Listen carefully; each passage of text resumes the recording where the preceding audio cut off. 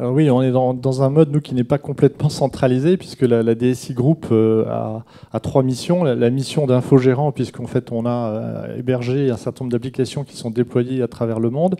On a une deuxième mission qui est d'éditeur de logiciels, puisqu'on édite un certain nombre d'applications qui, elles aussi, sont déployées, mais localement.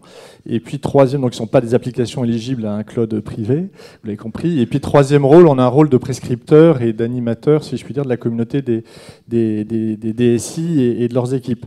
Donc effectivement, nous, notre choix, c'est plutôt pour l'instant de maintenir des équipes DSI locales pour apporter de l'agilité au business dans les pays, tout en essayant de maintenir, si je puis dire, une homogénéité et surtout de maintenir des applications groupes qui portent, si je puis dire, les processus ou les offres les plus standards possibles au sein du groupe. Mais on s'aperçoit quand même que la diversité est très grande. Hein, je vous ai dit, on est sur 4 marchés, hein, le voyage, l'automobile, la santé, famille, domicile. Ce business mixte, il est déployé de façon très hétérogène dans l'ensemble des pays. On est dans 33 pays à travers le monde. Je vais parler du Brésil qui est très automobile, la Belgique qui est plutôt orientée aussi sur l'automobile, mais se développe beaucoup justement sur le voyage avec une grosse part de vente par Internet. Voilà, il y a des diversités très grandes. En Inde et en Chine, on est en train de démarrer des activités.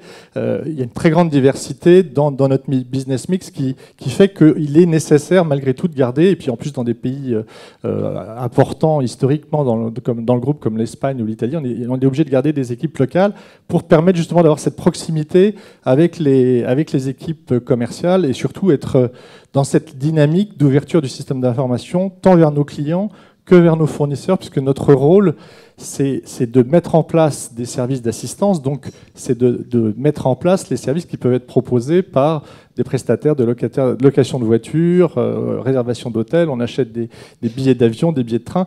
C'est ça ce qui fait le cœur du processus d'assistance. Donc bien évidemment, on est obligé de s'interfacer, s'interconnecter avec ces fournisseurs. Et cela ne peut se faire malheureusement que localement avec un certain nombre de partenaires. Vous avez des grands partenaires qui sont organisés de façon mondiale, mais ce n'est pas toujours le cas. Et donc là, on est obligé d'avoir des équipes locales. Voilà.